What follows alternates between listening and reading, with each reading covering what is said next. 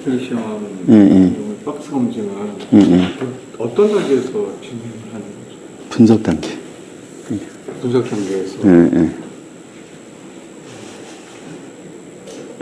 그럼 여기서 하나 통과를 했다면 그 다음에 분석 단계에서 이런 검증이 안 되면 각 모듈, 그러니까 개발 단위별로는 계속 반복해야 돼요.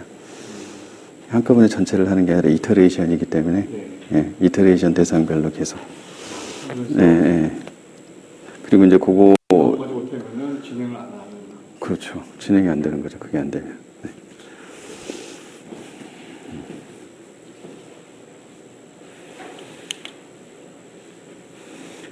이제 앞에서 저희가 SDLC 표준들을 보면서 소프트웨어 위기라고 하는 그러한 이 챌린지 자체를 공학적인 이제 접근으로 해결하자.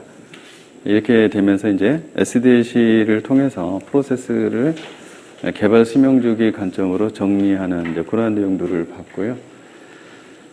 지금 뭐 여러 가지 이제 보셨고, 마지막에 이제 클린룸 공학까지 이제 보셨고, 가장 이제 전통적이고 오래된 거는 폭포수 모델이다. 그런데 이 모든 과정들의 키 핵심 부분들은 결국에는 품질에다가 타겟을 맞추면 요구사항을 어떻게 명확화 시킬 것인가. 이게 이제 제일 큰 부분이고, 이 요구사항의 이 명확화 부분이 계속 어려워서 프로젝트가, 이 소프트웨어 개발 프로젝트가 실제로는 지연도 일어나고 품질 이슈도 일어나고, 이제 이러한 부분들을 극복하기 위한 방법으로 프로토타이핑이라고 하는 방법도 이제 추가가 되고, 또 나선형 형태로 실제로 위험 분석이나 고객 평가들을 계속 단계별로 프로토타입에서 진행하는 이런 부분도 나오고, 그리고 과정이 또 그렇게 검증하는데 많이 소요가 되면은 프로젝트 전체 사이클이 길어지는 이런 이제 문제점, 이런 것들을 이제 극복하기 위해서 이제 이터레이션 반복 점증 모델 안에서 실제로는 증분에 대한 부분을 쪼개서 그 각각을 가장 중요한 증분 위주로 먼저 개발 사이클을 돌리고 오픈하고, 또 그 다음 거 병행해서 진행하고, 이제 이런 식으로 진행하는 방법과 증분 중에서 각각의 핵심 부분만 오려내서 그것만 개발을 해서 각 영역별로 핵심 기능을 먼저 쓰게 해주는 이런 방식으로 하고, 거기에 이제 비핵심 분야로 계속 확대해서 전체적으로 살을 붙여서 시스템을 완성하는 이러한 방법도 봤고, 그럼에도 불구하고 절대로 요구사항을 미티시키는 데서 실패하면 안 되는 이런 이제 중요한 이제 그러한 이 소프트웨어 개발권에 대해서는 클린룸 박스 스페시피케이션이라는 이런 방식으로 접근을 해서 애초에 결함 자체가 발생하지 않도록 이렇게 이제 분석 설계를 진행하는 이러한 방법들을 봤어요. 그래서 이건 이제 프로세스적인 개발의 어프로치를 이제 이야기를 한 거고, 그러면 이제 실제 그거를 실무에 가져다가 쓰려면 어떻게 하니? 라고 하는 이야기가 이제 개발 방법론에 대한 이야기예요. 그래서 이제 저희가 구조적 기법, 정보공학, 객체 지향, 컴포넌트 기반, 모델 기반, 어자일, 데브옵스 이러한 부분들을 이제 나머지 시간에 쭉 보려고 해요. 일단 개발 방법론이 그러면 뭐냐라고 하는 거는 소프트웨어 공학의 원리를 개발 생명주기에 적용한 개념, 작업 활동이나 절차, 산출물 기법 등을 체계적으로 정리하였다 라고 이제 되어 있고요. 개발 방법의 절차, 도구 등이 실무적인 관점에서 하나의 체계로 묶여 있다 라고 하는 부분.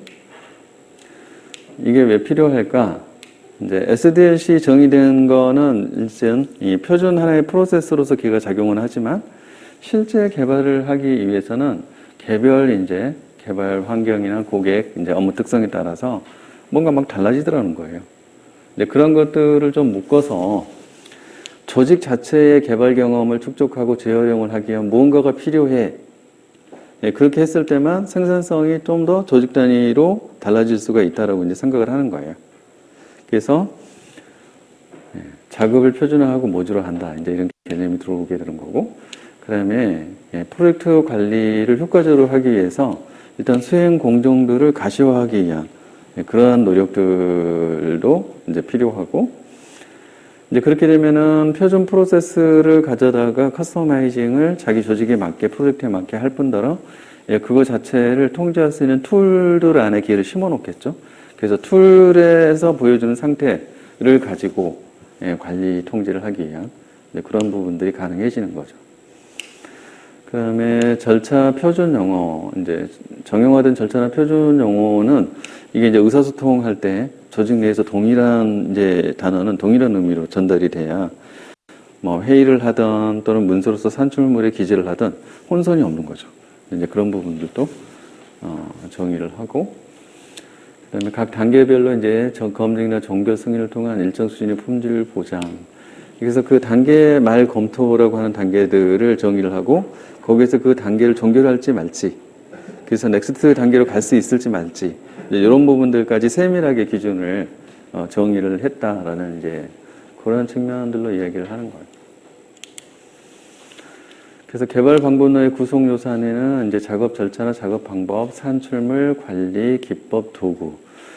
그래서 아까 공학의 이제 이 요소들 4가지하고 일부는 좀 이제 겹쳐요. 왜냐면 이 공학의 기본 원리 위에다가 더 이렇게 추가적으로 뭔가 씌웠다고 그랬잖아요. 그러니까 걔를 사실은 포함하고 있는 거예요. 그런 부분으로 보시면 되고. 그래서 이제 여기 보면은 산출물 내용들이 이제 여기에 방법론의 기본 요소로 이제 들어가 있죠. 절차나 사실 이 방법은 앞에 공학에 있었죠. 공학의 구성 요소에 이제 있는 부분이고, 이제 관리나 기법, 이 부분은 지금 추가가 됐고, 도구 이것도 이제 있었죠. 공학의 요소로. 그래서 공학 요소 안에 있는 것들을 같이 이제 버무려서 산출물 관리 기법 이런 것들을 통합을 했다.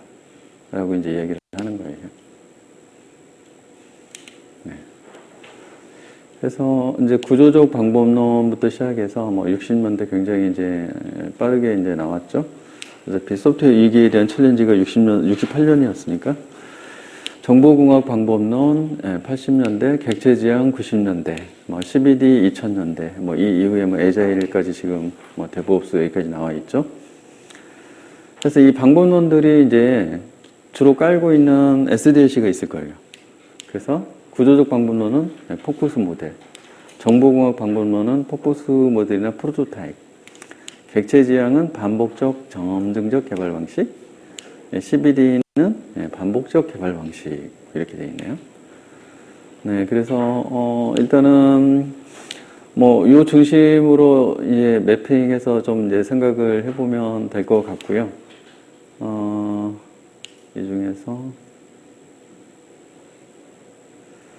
뭐 개발 주체가 프로그래머 중심, 정보공학은 분석가 중심, 객체지향은 협동, 그다음에 CBD도 협동. 이렇게 이제 뭐 개인에 의존하는 형태에서 전체가 한꺼번에 이제 움직이는 형태로 점점 바뀌고 있구나라고 볼 수가 있고, 개발 절차에서도 이제 이쪽에 가면은 조립 이야기가 나와요. 그래서 이제 소프트웨어는 그동안에 예술품이에요. 그래서 조립이라는 개념이 없어요. 그래서 모든 개발자는 예술가다. 그렇기 때문에 무엇이 나올지 알 수 없다. 왜냐하면 예술성은 뭐예요? 창의성이잖아요. 이제 그런 영역에 소프트웨어가 머물러 있다가 이제 조립이 되려고 하면 표준화, 모듈화가 되지 않으면 조립이 불가능해요. 쉽게 말하면 부품 형태가 없으면 조립이라는 개념이 없잖아요. 그래서 이제 우리가 이제 제조 산업, 뭐 전자 쪽이나 뭐 전기 뭐 이런 그 제조 산업들은 전부 다 부품화가 되어 있고 라인이 쫙 돌아가는데 그 라인 뒤편에 부품이 쌓여 있어요. 그래서 이 어셈블리라고 하는 기본 그 틀에다가 이 부품들을 계속 조립해서 꼽아 넣죠. 그리고 뭐 연결을 하는 게 필요하면 커넥터를 연결을 다 해주고 그렇게 해서 전체적으로 이제 동작이 되도록 만드는 이제 이런 과정들이 진행이 돼서 완성품이 나오는데, 소프트웨어는 하도 후진이 산업 영역이어서 조립이라고 하는 것들이 애초에 안 되더라. 근데 지금 생각해보세요. 공장의 조립 라인 형태로 돌지 않으면 어떻게 대량 생산이 가능하겠어요? 불가능하잖아요. 그러면 소프트웨어도 생산성을 올리려면 대량 생산 개념이 돼야 되잖아요. 그런데 얘는 부품화가 안 되는 애예요. 그러면 대량 생산할 수 있는 날이 올까요? 안 올까요? 안 온다라는 거예요. 그러면 소프트웨어는 영원히 후진 산업이다. 이렇게 생각하는 거죠. 근데 그렇지 않다. 우리도 조립할 수 있어. 이렇게 이제 말하는 거예요, 지금. 네. 그래서 일단은 또 다른 뭐 관점으로 보면은 메인프레임 시대, 클라이언트 서버 아키텍처, 인터넷 아키텍처, 네트워크 아키텍처 이제 이렇게 예, 전체 IT 관련된 컴퓨팅 환경의 변화를 이제 이야기를 하는 거고, 이 메인프레임 시대에는 이제 구조적 방법론, 예, 그 다음에 이 구조적 방법론에 내장이 되어 있는 오토풀 모델, 이렇게 이야기를 하는 거고, 이제 인터넷 시절로 이제 전환해가는 과정에서 정보공학 방법론, 뭐 이런 거고, 그 다음에 네트워크 쪽으로 이제 예, 세상이 바뀌면서, 그러니까 중심, 이제, 인터넷이라고 하는 게 꼭 중심은 아닌 거예요, 지금은. 예, 인터넷만 네트워크는 아니고, 예, 인터넷, 인트라넷, 뭐, 네트워크 유형 굉장히 많잖아요. 지금 이제 뭐, 사물 인터넷, 융합 IT 때 들으셨죠? 예, 그런 것처럼 IoT 세상이에요. 온 세상이 네트워크라는 거죠. 그래서 이제 이 네트워크 세상에 이제 예를 들어서는 객체 지향, 그리고 이터레이션 모델, 이제 스파이럴 모델 이런 것들이 이제 예, SDLC로 이제 사용이 된다 이렇게 이제 표현을 해놓은 거예요. 이게 반드시 딱 매칭되는 거냐 그건 아니고요. 대충 이렇다라는 표현입니다. 예, 이제 구조적 기법은 기능 중심이다라고 얘기를 하고 있고, 정보공학 기법은 자료 구조 중심이다 이야기를 하고 있고, 객체 지향 기법은 객체 중심이야 이렇게 얘기를 하는 거고. 예, CBD 기법은 컴포넌트 중심이야라고 이제 중심이 바뀌는 걸 지금 이제 이야기를 하는 거예요. 뭐 구조적 기법은 1970년대야라고 얘기는 써져 있고 앞에는 60년대야 이렇게 써져 있잖아요. 그러니까 이런 것도 보기에 따라서는 70년대일 수도 있고 60년대일 수도 있어요. 그래서 이게 각각이 뭐 어떻게 말을 해도 둘 다 틀렸다고 말할 수 없어요. 세상을 바라보는 관점에 따라서 이 시점은 조금씩 틀려질 수 있다. 근데 저희가 지금 공부하는 모든 자료에는 관점에 따라서 숫자가 틀릴 수 있어요. 그래서 이게 결함이다. 60년대인지 70년대인지 반드시 밝혀야 되겠다. 이렇게 하시면 안 돼요. 대충 60, 70년대에 있었던 거야. 그래서 누구는 시작 시점 기준으로 60년대라고 부르고, 누구는 시작 시점이 아니라 애가 그래도 시장에서 많이 통용되던 시점 기준으로 70년대 이렇게 말을 한 거야. 누구 말이 맞아요? 이런 걸 밝히려고 하면은 공부를 못하게 돼요. 그래서 이건 중요한 게 아니라, 그래서 이제 그런 부분은 관점에 따라 차이가 있기 때문에 틀리다 맞다의 문제가 아니다라는 거를 이해를 하셔야 돼요. 그래서 정합성의 문서 간의 정합성에 이제 그런 부분이 있으면 그게 그런 관점으로 차이가 있어서 그렇게 쓴 거다라고 이해를 하시면 돼요. 이렇게 해서 이제 가장 먼저 이제 정립이 되었던 구조적 이제 기법 또는 구조적 방법론이라고 부르는 거예요. 전체 시스템을 기능에 따라 분할하여 개발하고 이를 통합하는 분할과 정복 접근 방식의 방법론, 프로세스 중심의 해양식 방법론 이렇게 돼 있어요. 그러면 이제 우리는 이걸 보면서 생각하는 거죠. 그래, 나투가 이야기를 할 때 A를 개발해줘 이렇게 말하면 개발자는 A를 통으로 개발을 해준다는 거예요. 근데 사실은 A는 통이 아니었고 그 안에 이렇게 이야기를 들어보니까 그 안에 A-1부터 A-10까지 있었어요. 근데 A-1은 무엇인지 정의하지 않았고 2가 뭔지 정의하지 않았고 A-10이 무엇인지 정의하지 않았어요. 그냥 두리뭉실하게 A 그러고서 만들어서 준다는 거죠. 그러니까 나중에 이게 제대로 A인지 검증을 못 하겠어. 그런 거죠. 검증을 못 하겠어. 이게 이제 저희는 당연히 예를 들어서 뭐 금융 쪽에 가서 계정계 시스템이야 이렇게 이야기를 하면은 그러면 저희는 계정계를 통으로 개발할 방법이 없어요. 근데 옛날에는 계정계 그러면 계정계를 통으로 개발한다는 거예요. 그러니까 문제가 많다는 거죠. 그러면 지금은 기본적으로 그거를 이제 분할한다, 디컴포지션 한다 이야기하죠. 이거를 하위로 이렇게 가지치기로 계속 세분화해서 영역을 나누는 거예요. 그럼 계전계 그럼 밑에 당연히 뭐가 있어요? 수신, 예를 들면 요신 이렇게 나뉘어야죠, 그죠? 또 수신 모듈 밑에 들어가면 다시 또 나뉠 수 있어요. 자, 이거를 해야 되는데 이거를 안 하고 tum으로 개발하더라는 거예요. 네, 그렇게 하면은 문제 해결이 안 되니 이제 여기서 말하는 문제는 뭐 트러블이 있다 이런 의미가 아니라 비즈니스 목표 달성을 해야 될 모든 것이 이제 문제라고 정의가 되는 거예요. 그래서 개발 요건 자체는 비즈니스 목표에 해당되는 거기 때문에 그거를 다시 분할을 해서 각각을 정의하지 않으면은 그럼 무엇을 하려는지 알 수 없다. 그래서 이제 문제 해결 기법으로 분할과 정복을 한다. 이렇게 이제 이야기를 하는 거예요. 그래서 분할을 해서 각자의 요구사항을 작게 나눈 다음에 요것만 말해봐. 그러면 명확하잖아요. 대답하기도 쉽고, 그죠? 그런 식으로 요거를 나눈다라는 거예요. 그리고 그 각각이 서로 연관성이 있을 거예요. 그 연관관계를 또 정의를 해요. 그 연관관계에 따라서 나중에 이 분할에서 다 개발된 애를 통합을 해주는 거예요. 그러면 전체가 다시 하나가 되겠죠. 그래서 분할과 통합에 의한 정복, 이렇게 이제 표현을 한 거예요. 이걸 이제 디바이드 앤드 컨커라고 이야기를 하는 거예요. 굉장히 훌륭합니다. 저 디바이드 앤드 컨커는 지금도 저거는 기본 원리로 무조건 맞는 거예요. 저는. 근데 그런 것들이 이미 60년대에 나왔다는 거죠. 사실은 뭐 소프트웨어 쪽에서 엄청 막 고민해가지고 이거를 갑자기 창조한 게 아니고요. 2000년 동안 오래된 다른 영역 쪽에 공학체계에서 다 빌려온 거예요. 걔네는 어떻게 하고 있지? 하고서 그쪽을 연구해가지고 거기서 쓸 수 있는 걸 이쪽으로 다 가져온 거예요. 그래서 우리는 모방을 했다. 다른 쪽을 다 모방을 한 거예요. 그래서 모방을 하다 보니까 지금까지 무시당하고 있죠. 인정 안 해. 다른 산업 도메인에서 우리는 2000년 됐는데 이딴 얘기하고 있고 니네 몇 년 됐냐? 뭐 이렇게. 근데 이런 부분도 무시는 진짜 무시할 수 없어요. 역사가 2000년이다. 그럼 그 분야에 종사자만 해도 게임이 안 돼요.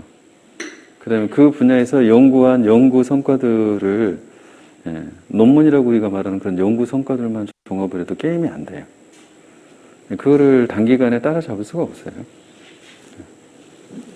그래서 신통방통한 그런 뭔가를 만드는 것과 산업 도메인으로서 역사를 가지고 탄탄한 토대를 만드는 것은 다른 이야기예요. 저희는 신통방통한 것을 만들 수 있지만 산업 도메인으로서 탄탄한 체계는 가지고 있지 못한 거예요, 저희가. 그런 부분들이 있다는 거고요. 네, 그래서 구조적 방법론은 이제 이러한 분할 그리고 개발, 통합 이런 것들을 이제 그 안에 이제 SDLC 안에 이제 반영을 해놓은 거예요. 그리고 순차, 선택, 반복으로 모든 로직을 처리한다. 이것도 굉장히 지금 프로그램 저희 할 때마다 저거 다 지금 쓰고 있죠. 그럴 수밖에 없어요.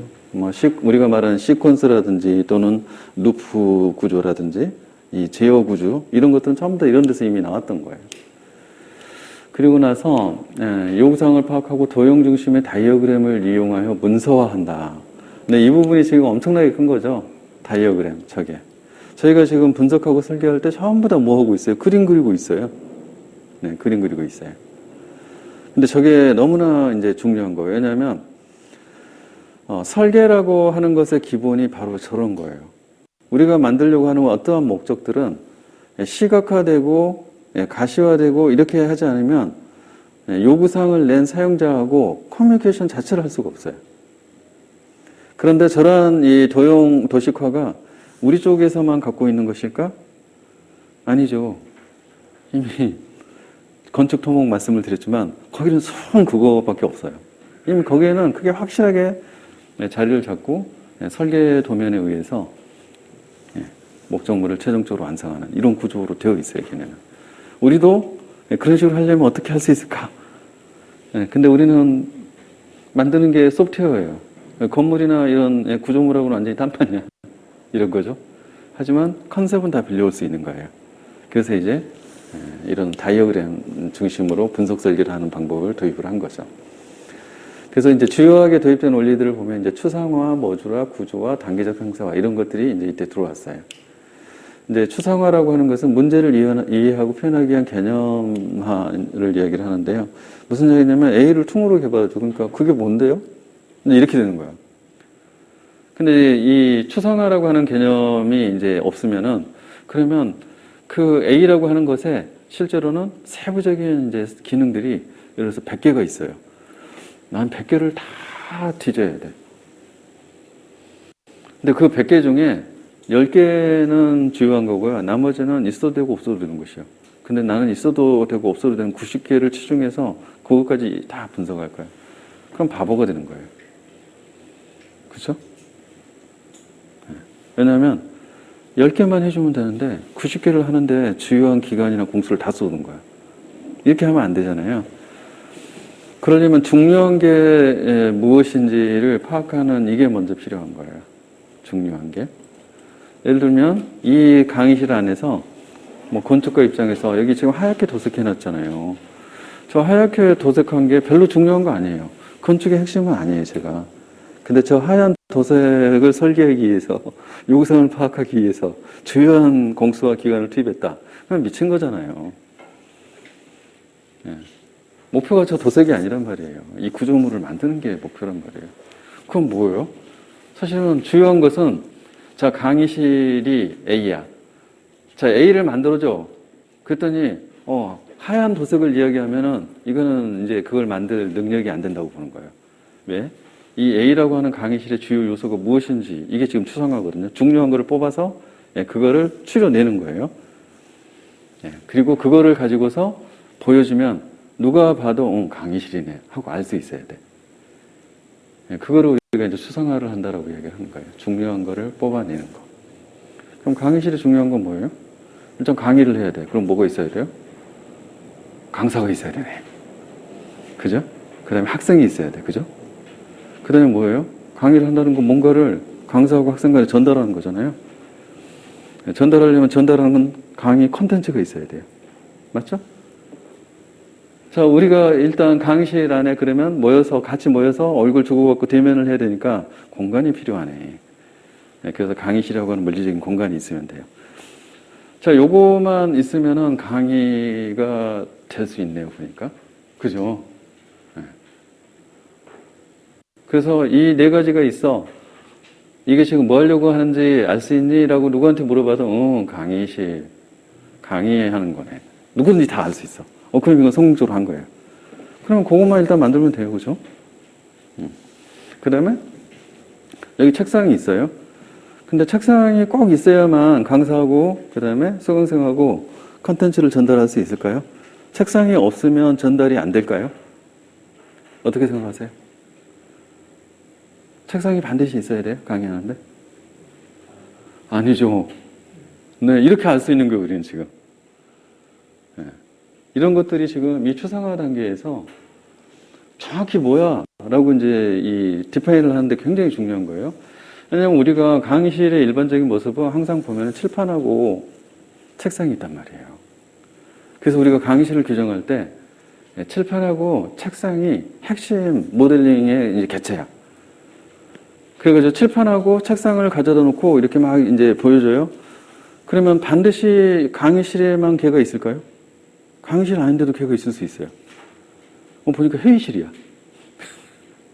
그럼 우리는 모델링 할 때 강의실을 만들 건데 내가 보니까 그걸 중점을 했더니 이게 강의실인지 회의실인지 모르겠는 거야. 그래서 야, 내가 말한 건 A인데 너 이상하다. C를 만든 것 같아. 그랬더니 개발자가 그런 거지. 아니, 강의실이라며 칠판하고 책상이 있으면 됐지. 이렇게 말을 했어. 그래요? 강의는 누가 해요? 그게 왜 필요해? 칠판하고 책상이 있으면 된다니까? 이렇게 싸울 거잖아, 그죠? 네. 그래서 이 추상화라고 하는 부분이 이렇게 중요한 겁니다. 본질에 대한 거를 디파인을 정확하게 못하면 엉뚱한 거를 만들어주게 돼요. 이해되시죠? 우리 개발할 때 굉장히 많이 일어나는 일입니다, 사실은. 요구사항 분석하고 할 때. 모듈화라고 하는 것은 이제 하나의 시스템을 서브 시스템, 프로그램 모듈 등으로 이렇게 정의해서 나누어서 디컴포지션 하는 과정. 왜냐하면 결국에는 최하위의 요소들이 만들어지고 그게 뭉쳐서 하나의 그룹이 되는 거고요. 이 그룹은 실존하는 게 아니에요. 제일 하위 게 실존하는 거예요. 근데 이거를 우리가 묶었을 때 그거를 개념적으로 하나의 무엇이라고 정의를 하는 거예요. 그리고 그것이 다시 합쳐졌을 때 또 하나의 무엇이 되는 거예요. 그래서 강사는 강사이기 전에 그냥 사람이에요. 맞죠? 네. 나 혼자만 존재하면 이게 사람인지 강사인지 뭔지 뭐 구별할 실익도 없고 구별할 수도 없어요. 학생도 마찬가지예요. 그죠? 그런데 강사라고 붙이고 학생이라고 붙이고 두 개를 그룹을 딱 만들면은 그럼 뭐가 돼요? 네, 교수자와 학습자의 관계가 이제 형성이 되는 거예요. 근데 이것들은 실제 존재하는 게 아니라 그 두 개를 뭉쳐놨을 때 생기는 관계거든요. 이제 이런 식으로 실제로는 하이로 쪼개고 하지 않으면 실체를 정확하게 이 디파인을 할 수가 없게 된다는 거를 이런 방법론을 통해서 알게 되는 거예요. 그러면 기존에 이런 거 없이 도대체 기능 개발을 어떻게 했을까 생각해 보면 답답한 거죠. 그런데 다 했다는 거예요, 옛날에. 그러니 얼마나 결함이 많았겠어요. 라고 알 수 있게 된다는 거죠. 그렇죠? 그 다음에 이제 구조와, 이거는 이제, 이것도 되게 중요한데요. 우리가 최하위의 이제 이런 사물들에 대한 정의를 가지고 그룹핑하고 다시 얘를 또 그룹핑하고. 근데 이 그룹핑한 레이어의 이름을 잘못 붙이면은 문제가 돼요. 이걸 이제 계층화라고 하는 거예요. 각각이 영향을 미치는 관계들은 이 계층화가 뒤바뀌면은 그 관계성이 흐트러져요. 그래서 정상적으로 작동할 수가 없어요. 그래서 이런 이제 계층화라고 하는 부분도 필요해지는 거고, 그다음에 이제 단계적 상세와 하향식으로 진행하면서 전체적으로 내용을 구체화한다. 근데 처음부터 제일 밑단까지 가면 좋은데 그렇지 못한 경우도 많아요. 그러면 그 상위 것들을 먼저 정의를 하고 그리고 하위 것들이 실제로 구체되고 펴펴지는 시점이 오거든요.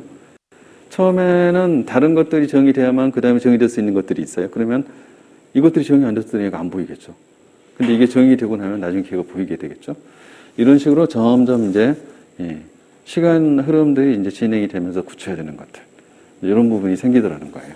그래서 그거는 어쨌든 시간이 지나면서 구체화가 되는 거니 원래 그렇게 일을 하도록 계획을 짜야 되겠구나. 계획을 그렇게 수립하면 나중에 그때 그게 온다는 거 아니까 하면 되는데 계획이 그렇게 안 짜여져 있어. 그래서 처음부터 엔드 투 엔드로 다 알아야 돼. 그러면 개발을 할 수가 없게 되겠죠. 이런 것들을 이야기를 하는 거예요. 지금도 다 유효한 거예요. 네, 그래서 이제 분석, 설계, 개발 이런 SDLC 단계에 따라서 그런 원칙들을 어떻게 적용을 하고, 그 다음에 도구들, 아까 이제 다이어그램 쓴다 그랬잖아요. 뭐, 우리가 많이 알고 있는 DFD, 데이터 플로우 다이어그램 자료 흐름도. 또 지금 저희 DB 쪽에